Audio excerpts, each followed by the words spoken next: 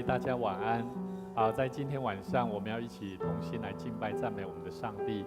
邀请你将你的手机转为震动或转为静音，也邀请每一个在观看直播的弟兄姐妹，欢迎你在我们当中一起领受，不管是诗歌或者是神的话语。当你预备心在神的面前，神也喜悦接纳我们的生命在他面前的敬拜。如果你有任何的问题，待会我们一起在祷告当中来寻求神的心意，主也要将他宝贵的福音、救恩赏赐在我们生命当中。我们一起同心来祷告。主耶稣，我们谢谢你，愿你带领我们在每一次来到主你的面前，让我们不仅献上我们的生命，也让我们用一颗感恩的心，让我们在主你的面前能够更多聆听神你的话语，以及神你真理的道路。让我们明白怎么走，让我们明白生命的道路有主，我们的生命就要不一样。当我们的生命有主的救恩，我们的生命就充满盼望与喜乐。求主你带领我们今天晚上的敬拜，让我们一起同心开我们的口，开我们的心。不管在荧光幕前观看，或者是在现场的每一位弟兄姐妹，让我们把我们的心敞开，在主的面前用真诚的心来敬拜主，得着神的喜悦。我们在你面前献上感谢，祈求祷告，奉主耶稣基督圣名来求，阿们。我们一起起立，一起来唱这首诗歌，我献上感谢。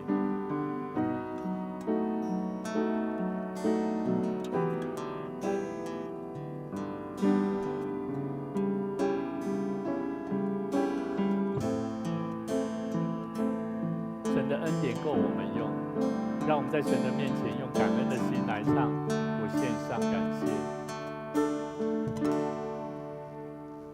我献上感谢，因你恩典满溢，谦卑你面前，万世界属于你。我献上感谢，因征战在于你，只愿不断感谢，定睛仰望你。我献上感谢，我们再一次。我献上感谢，因你恩典满溢，谦卑你面前，万世界属于你。我献上感谢，因征战在于你，只愿不断感谢，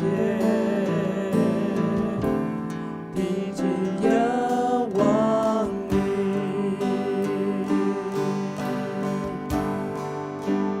我感谢你，耶稣，称颂你生命，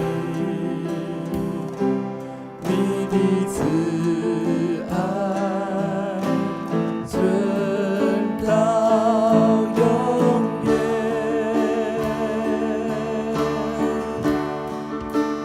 我感谢你，耶稣，因你本为善，你的心事直到万代。我献上感谢，我们再一次从头来。我献上感谢，因你恩典满溢，谦卑你面前，万世界属于你。我献上感谢，因征战在于你，只愿不断感谢，定睛仰望你。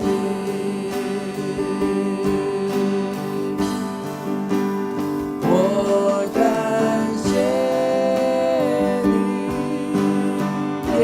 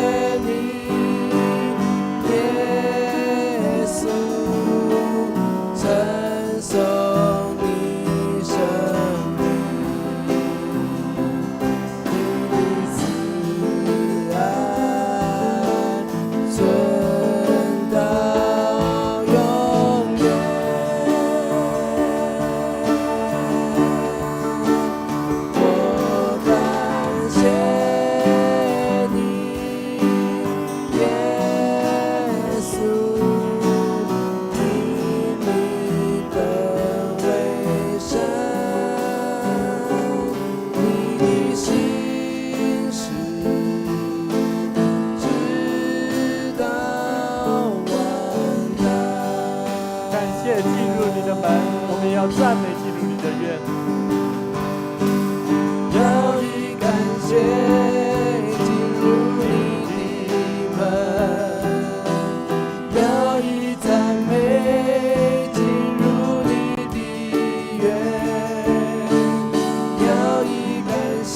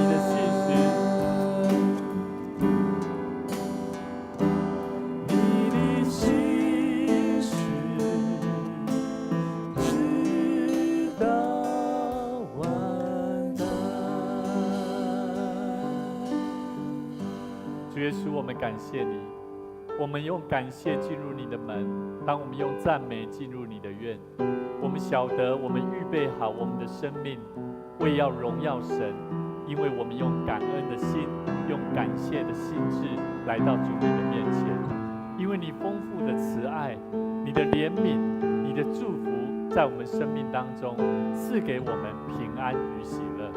主啊，我们要用一颗更谦卑的心在你面前来领受。我们晓得万事都是属于你的。当我们用感恩的心，我们晓得在世上我们所遇到的任何的征战，我们也是为主而征战。求主你帮助我们，让我们能够胜过许多的苦难，是在主你的爱里面，是在主你的信心仰望里面，让我们得着丰盛的恩典与能力，好叫我们能够在众人的面前能够荣耀神，见证主你的名。主啊，谢谢你，让我们晓得我不是我们拣选的主，乃是主你拣选了我们，让我们的生命能够得蒙更丰盛的恩典。感谢赞美主，向你献上祈求祷告，奉主耶稣基督圣名来求，阿们。请坐。这时候我们一起同心来奉献。基督徒，我们一起用奉献的行动来回应上帝的恩典。当我们愿意用奉献的行动来到神的面前，我们要相信神在我们生活，在我们的产业，在我们的家庭，都要加倍的赐福我们的生命。所以好不好邀请你，如果在你的就近的教会，你有感动，也将你想要奉献的金钱带到神的教会来奉献那间教会。你不用担心这间教会是什么样的教会，只要你把金钱带到神的面前，神都喜悦。我们一起同心在神面前一起来祷告，一起来唱这首诗奉献的诗歌。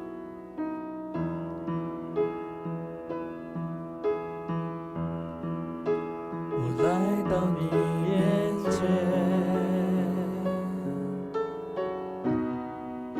全心向你呈现，耶稣，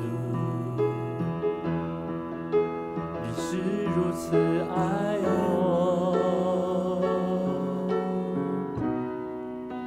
我单单属于你。对主说，主，我在这里献上我的心。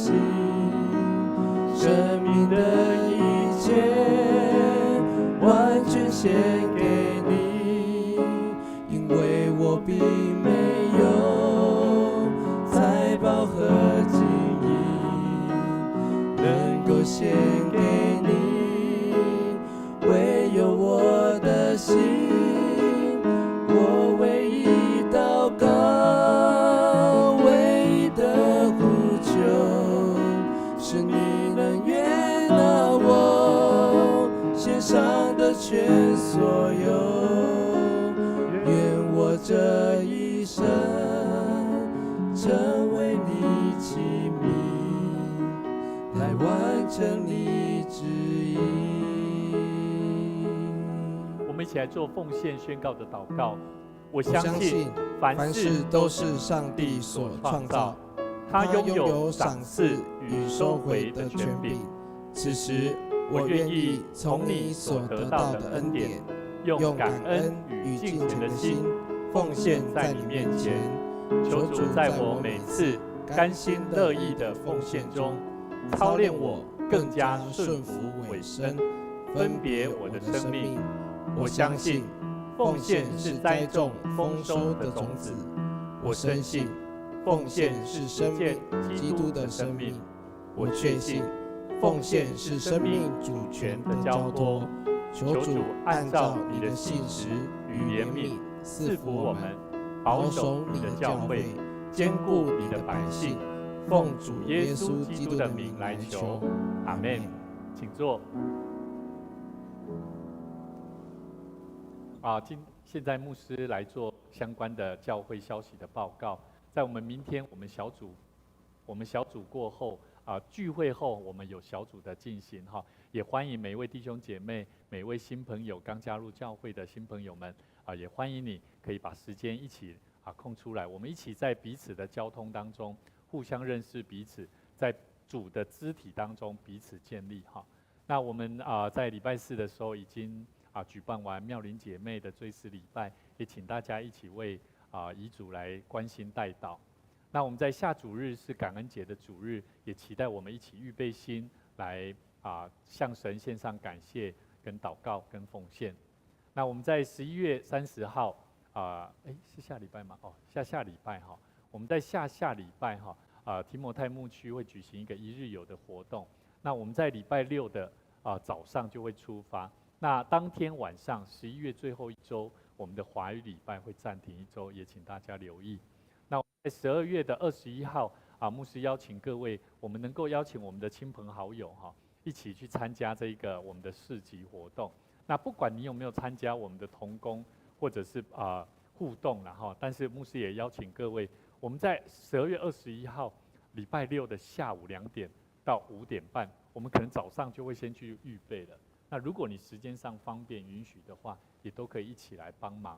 12月22号礼拜天我们的圣诞节的赞美礼拜，我们在早上举行，然后我们礼拜后当天我们没有小组，然后我们会去到这附近，大概把我们的圣诞糕，我们会赠送那个圣诞糕圣诞蛋糕，然后送给左邻右舍的朋友。那我们每一个弟兄姐妹也都各自都可以先拿一份。那我们在报佳音发完这些圣诞糕之后，我们会回到教会这边，中午12点我们会在这边有一个 buffet 的聚餐。那也请大家待会如果你有想要参加的，请在1楼的这个招待桌，请填写一下你的姓名，我们也好方便统计人数。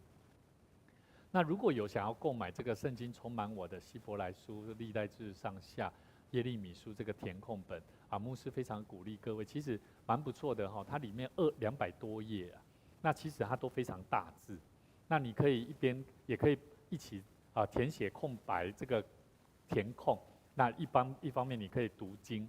那这个圣经充满我，它非常棒，是因为它是公报社出的，它里面前面有一张，如果你让牧师帮你检视一下你写完的状况，那一张纸你就要寄回去，然后公报社就会帮你做记录以后他们会看一个公布栏就是说谁有写过、参加过这个圣经充满我，所以你也可以去公报社去购买相关他之前曾经做过的一些圣经充满我的填空题。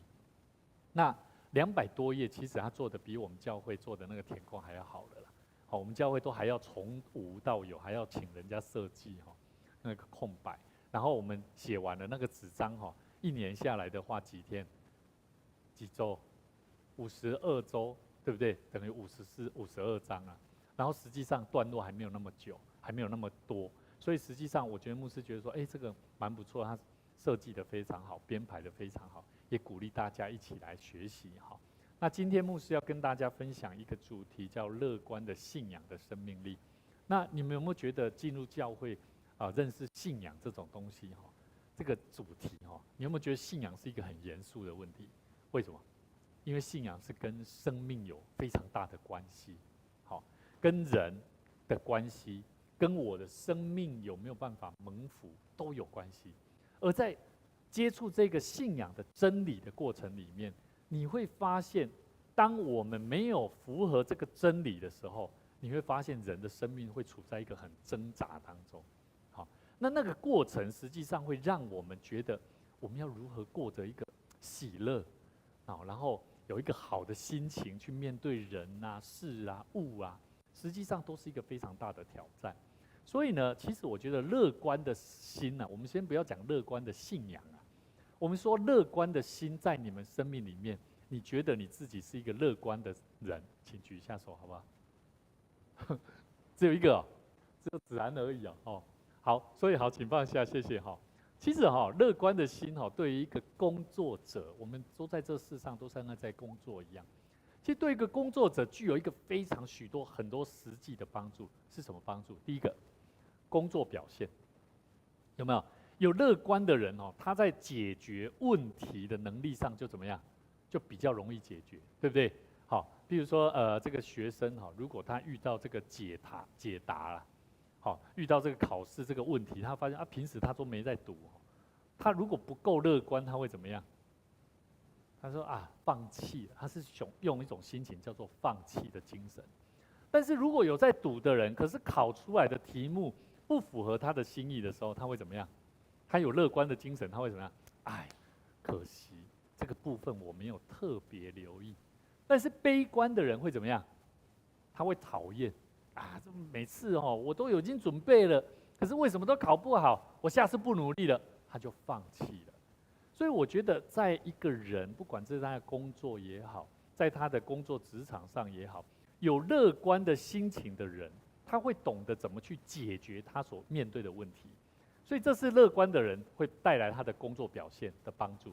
第二个，人际关系，有乐观心情的人，他的人际关系他会提高人际关系的互动，也就是说，如果你是一名销售员，你在团队当中，你有一个积极、乐观、正面的心态的人，你会让人跟在你身边跟你一起做事是怎么样？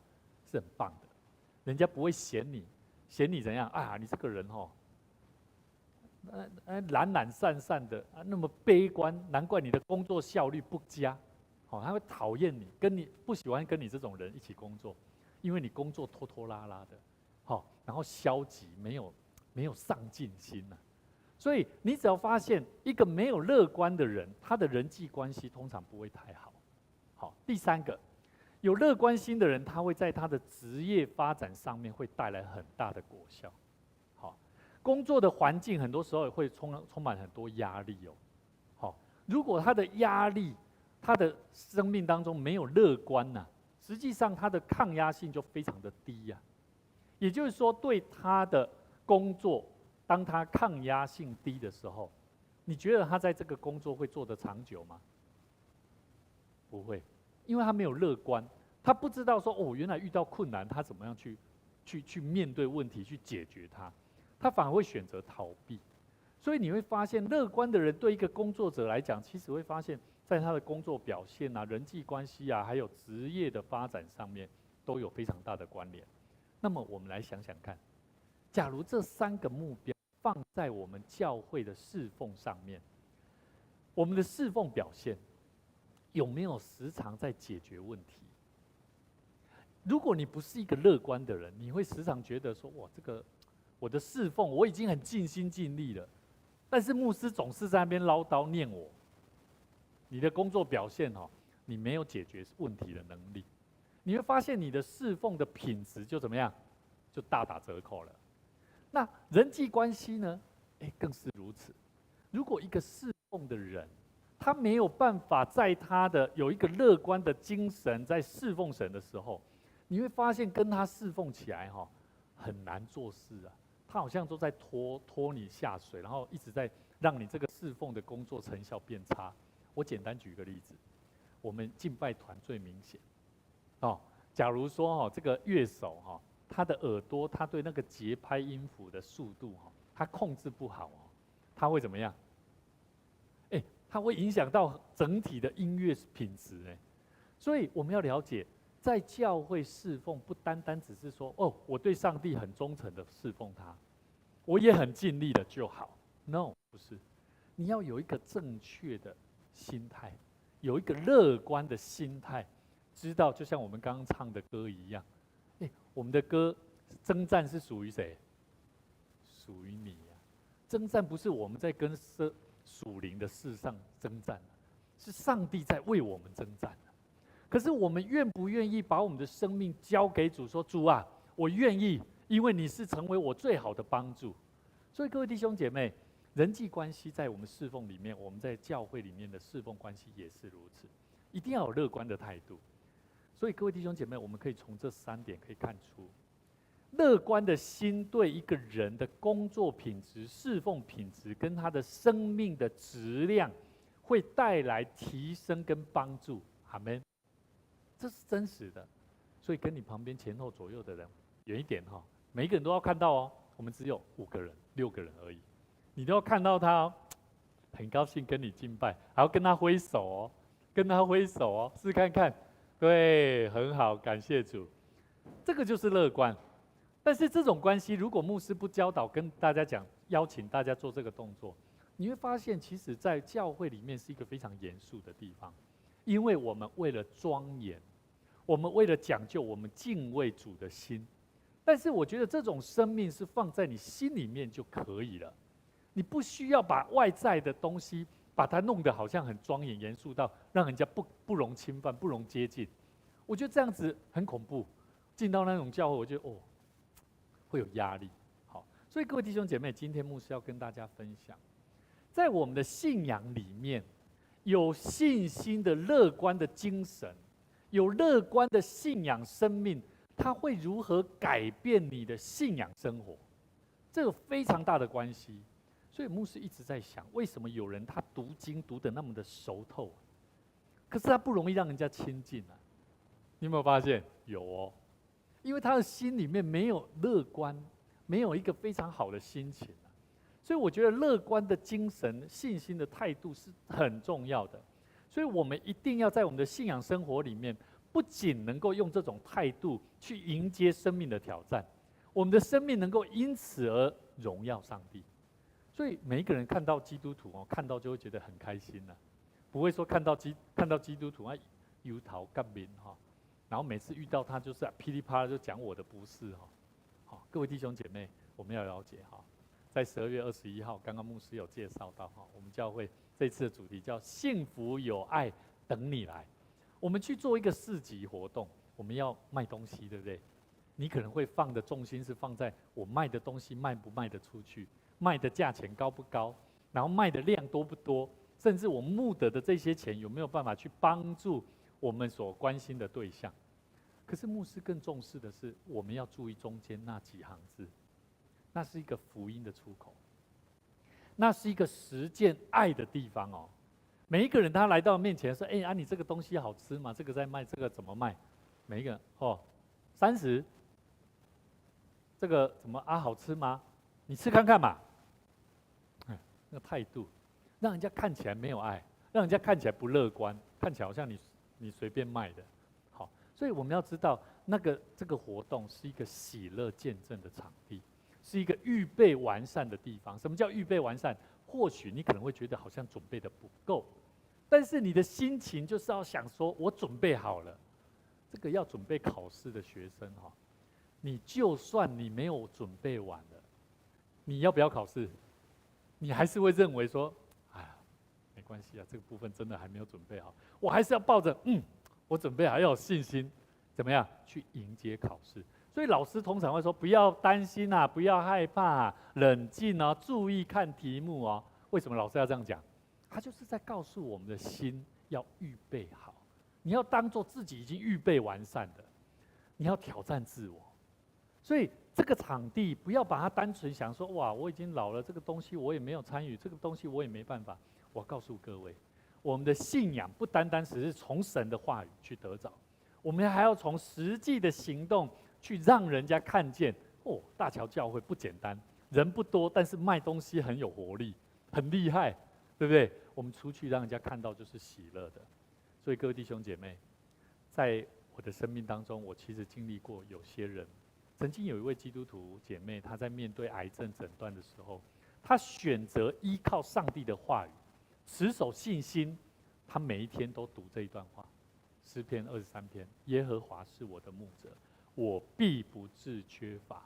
这句话就这么清楚告诉我们，意思就是说，就算你遇到的困难，你不会缺乏的；就算你遇到了经济上的困难，你也不缺乏。但是你不要想说啊，主啊，你说我不会缺乏，那我就不用努力咯。不是哦，你要相信，你还是要正常工作，你还是要正常去祷告，说主啊，让我有力量，让我的身体健康，让我能够时时刻刻寻求你。各位弟兄姐妹，在这个姐妹她治疗过程当中，尽管她充满不确定性，但是她的乐观的态度会影响她的身旁的每一个病房的朋友，相不相信？会吧，会吧。工作的人，如果你是这样的人，你生病了，可是如果你依靠神的话语来帮助你的时候，旁边的人会不会受你影响？会。从这一次妙玲姐，真的是如此啊。他虽然这一次他也期待，之前他也在牧师带领的祷告中，他有所期待，将近快1年，他也期待有机会能够回到主的教会一起侍奉神，他抱着极大的期待跟渴望，可是最后神还是把他的生命带回去。可是你知道吗？在他旁边的他先生，牧师就告诉他的这个消息，我告诉他说，你的太太，她曾经在活着的时候，他很希望有机会把你带回来教会，所以金师兄、牧师也鼓励你，有机会你要记得你的太太，她有这份心，是因为她对主的爱，即使她在世上这个病痛并没有解除，可是她就如圣经里面所说的，耶和华是我的牧者，我必不致缺乏。她最后选择的是放弃了治疗，放弃了急救，他不想要再身体的这么痛苦，他忍受不了，所以他很乐意，他准备要接回天家。你知道牧师在6点3分接获消息，他离开，7点我们华语礼拜结束，上个礼拜结束，我去到他旁边的时候，你知道我以为他是睡着，我牧师说真实的不是说以前过世的人不像是睡着的，是真的让我看起来真的像睡着。他还有血色，而且没有苍白，完全没有。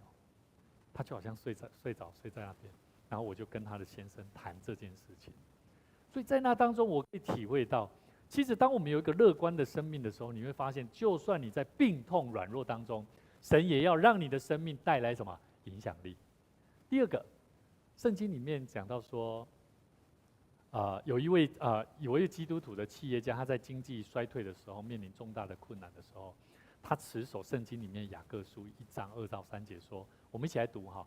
我的弟兄们，你们若在百般试炼中，都要以为大喜乐。这位基督徒弟兄企业家，他将这个困境视为上帝给他极大的试炼跟塑造生命的机会。各位弟兄姐妹，我们的教会有很多的困难，我们有经济的困难，我们有人力资源的困难，我们甚至也有想要聘请更多的侍奉工作者的困难。可是我们要在困境当中，要持守圣经所教导我们的。当你们落在百般试炼中，都要以为怎么样？大喜乐，因为这是神给我们的最好的考验。所以各位弟兄姐妹，神把这样子的困境是要让我们在试炼塑造当中去积极的求告神啊。所以各位弟兄姐妹，今天牧师要带领大家一起来了解罗马书15章7到13节。我们所看的这段圣经节，罗马书它是保罗在主后57到58年所写。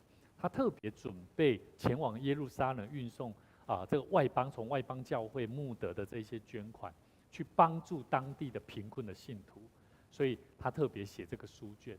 那在当中，他向罗马的基督徒传递福音的核心内容，然后帮助犹太人跟外邦人之间要团结啦。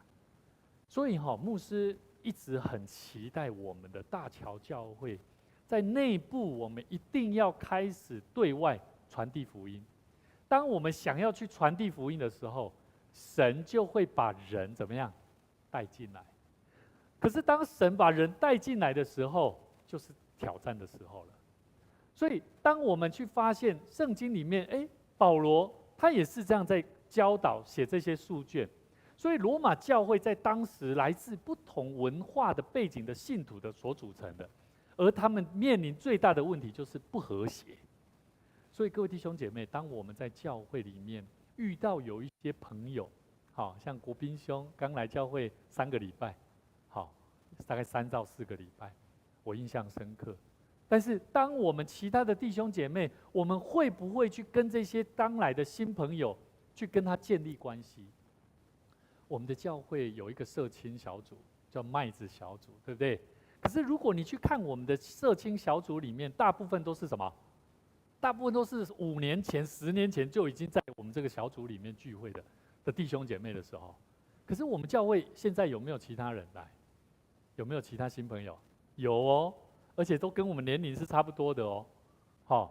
你会发现在我们的教会，我们就要开始去了解我们的教会，当我们聚在一起的时候，我们有没有去促进当这些还不是跟神的关系很熟的人，我们怎么样跟他建立关系？所以各位弟兄姐妹，我们要了解圣经里面不断的在教导我们一个很重要的功课。罗马书15章7到13节，我们一起来读。所以你们要彼此接纳，如同基督接纳你们一样，使荣耀归于上帝。我说，基督是为上帝真理做了受割礼人的执事，要证实所应许列祖的话，并叫外邦人因他的怜悯荣耀上帝，如经上所记。因此，我要在外邦中称赞你，歌颂你的名。又说，你们外邦人当与主的百姓一同欢乐。又说，外邦啊，你们当赞美主；万民啊，你们都当称颂他。又有以赛亚说，将来有耶西的根，就是那兴起来要治理外邦的，外邦人要仰望他。但愿使人有盼望的上帝，因信将诸般的喜乐、平安充满你们的心，使你们借着圣灵的能力大有盼望。各位弟兄姐妹，这里讲到第7节讲到说，所以你们要彼此接纳，如同基督接纳你们一样，使荣耀归于神。保罗提醒信徒，我们要用基督的心胸跟爱心怎么样接纳？不仅是在社交上面，而且是要出于什么？是出于基督的，有没有？是用基督的爱基督的爱是什么爱？什么叫做基督的爱？我们都知道用爱心，可是我们不知道什么是基督的爱基督的爱是牺牲的爱对吧？基督是救世主，他是为世上的人，是基督的称呼所以我们说，耶稣基督的爱不单单是耶稣他待人的那一种爱心不是而已他用的是牺牲的，是付上代价的爱。所以我们要了解第7节里面他讲到，当我们出于爱跟尊重，我们是要付上代价的，使上帝得着荣耀的行为，这才是真正的爱。第8到9节说什么？他说：“我说基督是为了神真理做了受割礼的仆役。”后面讲到说，为要使外邦人因他的怜悯荣耀神。保罗他指出，耶稣来到世上不仅仅是为了犹太人，还为了谁？为了外邦人。所以我们要了解，我们的信仰不单单只是自己人聚在一起 happy 所以我昨天你们只要礼拜5聚完会，牧师总是会跟牧师娘谈很多，因为我们牧师娘，我们的师母，她是第一代基督徒，在她的家庭里面，她是因为嫁给牧师，所以她受洗之后嫁给了我，然后就进入了教会。我觉得她的压力非常大，因为她是完全在不知道信仰的里头重新认识信仰，然后直接就变成一个师母，你知道她的压力多大吗？可是当她跟我们在一起的时候，她也非常的开心。可是我们有一个使命，这是每一个做主的仆人、牧者都需要拥有的使命工作。所以在每一次我在跟她谈的时候，我总是会跟她了解到，我们要如何像耶稣一样付上代价。第10到12节，他讲到几个引用了旧约圣经诗篇、申命记、以赛亚书，他指到了几个。第一个，申命记32章43节，列国啊，你们当与主的百姓一同欢呼。列国就是说全世界这些国家，你们都不信主的列国啊，你们当与主的百姓一同欢呼，因他要使生他仆人流血的冤，报他的敌人，洁净他的地，救赎他的百姓。也就是说，这些国家，你们如果不认识神，你们要跟着我们基督徒一同敬畏上帝，一同赞美神。所以，当我们在传福音你发现有些慕道友，他好像不太知道你们在干嘛。我们基督徒就要做什么？来啊，跟着我们一起来唱歌赞美神啊！这个动作就是在形容这个圣经在讲的。所以我们不要把自己要带的唱歌不带，自己该带人家祷告不带，我们用我们属世的方法在陪伴该慕道的人。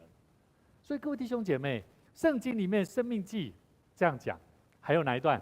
这个诗篇117篇第1节说万国啊，你们都当赞美耶和华；万民啊，你们都当颂赞他。所以，我们教会一定要兴起更多弟兄姐妹，在座的你们，我们都要有这种心。你不要把你的朋友当作他不信主，你就不能够告诉他，我们一起来祷告，我们一起。他如果讲到说，我是你的朋友，我是一个未信者，靖宇，我跟你讲我这个礼拜工作多顺利啊，你就说赞美神，感谢主。好，你也要感谢主，赞美上帝。因为上帝爱你，上帝赐给你，你敢不敢说？这样懂吗？我们要这样子的方式去告诉他，让他知道，万国啊，你们都当赞美耶和华。因为很多人不晓得神在其中在做很多奇妙的工作，可是他把基督徒放在那一些还没有认识上帝的人，可是我们基督徒却从来不会告诉他，上帝为何事，为何人，为何神。所以各位弟兄姐妹，我们要了解，耶稣基督是上帝透过让我们明白他爱我们的一个很重要的记号。第三个，以赛亚书第11章第10节说什么？我们一起来读：到那日，耶西的根立作万民的大旗，外邦人必寻求他，他安息之所大有荣耀。所以各位弟兄姐妹，这段圣经预言了弥赛将成为万国的族，民族，吸引外邦人来寻求他。耶西的根就是大卫的后裔也就是耶稣基督所以圣经里面已经预表了上帝的救恩会临到所有的民族里面。那么，我们只有你们的家族有没有不认识主的？还有没有？一定有嘛，对不对？我也有啊。所以我都时常在想，当我带着牧师娘，带着我的孩子去到他的不认识主的家人当中，我可以做什么？难道只是跟他们吃饭吗？Hello， 好玩哦，你最近好不好？只有这样吗？我就在想，其实神呼召我们作为他的仆人，作为他的儿女，我们就要知道，我们今天所看的圣经节第13节说什么？但愿使人有盼望的上帝，因我们的信心，将诸般的喜乐、平安充满你们的心你们信上帝，你们有没有平安有没有喜乐有没有乐观的态度在面对你们每一天的生活使你们借着圣灵的能力大有盼望。愿主帮助我们，让我们学习上帝的计划，在教会的福音工作里面，只要我们有一颗乐观的信仰生命，会带来几点很重要的。乐观的信心会带来影响到上帝的旨意跟心意是否会成就了，而且还有福音的事工了。所以每次我的母亲他们是属于上一代的，他们很爱讲消极的话。每次他只要一讲完，我都觉得好痛苦感觉好像上帝国的工作、教会的事工都没办法成就一样，会很痛苦。可是我就想到，其实上帝不希望我们这样，所以我们要了解乐观的生命怎么样影响我们对上帝的了解。耶利米书29章11节说：“我知道我向你们所怀的意念是什么？